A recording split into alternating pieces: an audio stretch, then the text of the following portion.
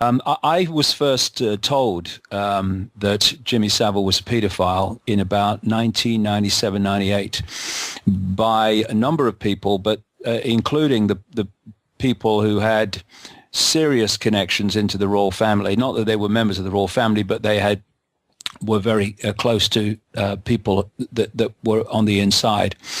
And they told me about the Satanism that went on in the royal family, the pedophilia and all that stuff. And then out of nowhere, they brought up Jimmy Savile. And of course, I'm into a conversation about, royal family, how they treated Diana, pedophilia and all this stuff. And suddenly Jimmy Savile comes out of nowhere, this aging disc jockey. And I obviously asked the question, where does he fit in? And they told me about it, not just his pedophilia, but his necrophilia. He has a thing about having sex with dead people. And it was pointed out quite rightly to me, why do you think he volunteered to be a porter and a volunteer in hospitals, particularly the one in Leeds? Because it gave him access to mortuaries and dead people, basically. And if you look at some of the real most extreme, I mean, in and of itself it's extreme, but most extreme of pedophilia, one of the things that they desire that gives them the biggest high is sex with disabled people, either physically disabled or mentally disabled. And again, because of his charity work, he was able to have access to people like that, to children like that. Also, what is happening, Lou, in the media at the moment is that and I can understand it in the initial stages, as long as it doesn't stay there, it's focusing on him as a paedophile and his own paedophile activities and one or two other, showbiz people around him. But the biggest story, the biggest picture story is that he was a procurer of children, and he procured them for the royal family. He procured them for people like Ted Heath, who is exposed as a Satanist, paedophile and mass child killer, serial child killer, in a book called The Biggest Secret. It came out in 1998. He was alive then for years afterwards. And he was therefore untouchable. If you look at some of the quotes that he gave at various times, he said he was untouchable.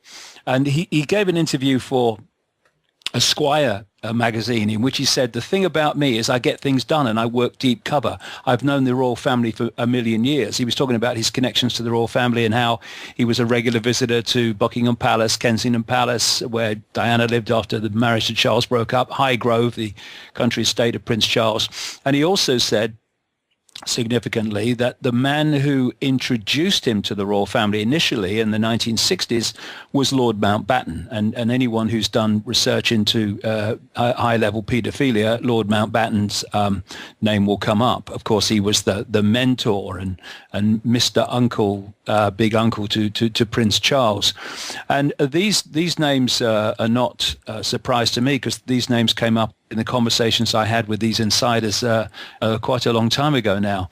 And because he was procuring for children, this is why he was untouchable. People say, well, why didn't people know about this? Why didn't the BBC uncover it? Why did all these, inquiries, police inquiries, just stop and go nowhere? Because the way these rings work is that they put their people in all the key areas of society, the institutions of law enforcement, of judiciary, of media, of politics. Of course, royalties are much based on it. And therefore, they watch each other's backs. And when you're procuring children for the rich and famous and the powerful and all the rest of it, then your back is their back. Because if you go under and it comes out, they go under and it comes out. And one of two things happens to these procurers of children. Either they keep quiet and are safe, like Saville, hence he got to the age of 84, or you're considered dangerous and not safe, in which case you're no longer with us. And Saville understood the game, and he played the game to his own benefit. And another question, maybe someone can answer it. Maybe there's a plausible answer.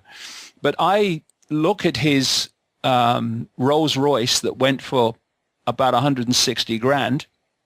I look at his other cars, Bentleys and stuff.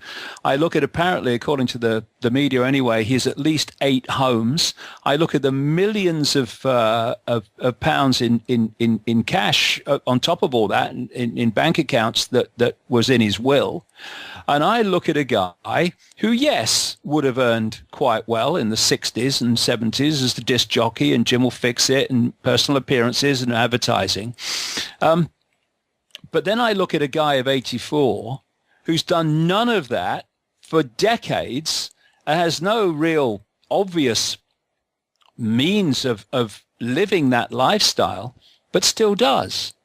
And, you know, all I can say is procuring children for rich and famous pedophiles is a very lucrative business because you obviously get well paid for it if you do it well, and he appears to have done from their point of view, and they also watch your back because your back is their back. And I found it interesting. There was an interview with a guy in, I think it was the Daily Mail this week, a guy called Guy Marsden, who was a nephew of Jimmy Savile.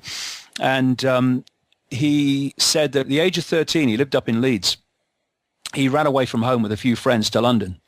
And he ended up, as they do, at Euston Station, and was picked up by some sleazy guy, as they normally are, and taken to some what was described as a grubby flat.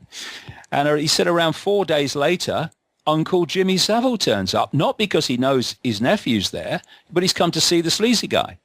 And he said he's 59 now, this guy, and married with children and all the rest of it. But he said that when Jimmy Savile turned up, he thought, oh, no, I'm in for it now, because he'd run away from home and didn't tell his parents where he was.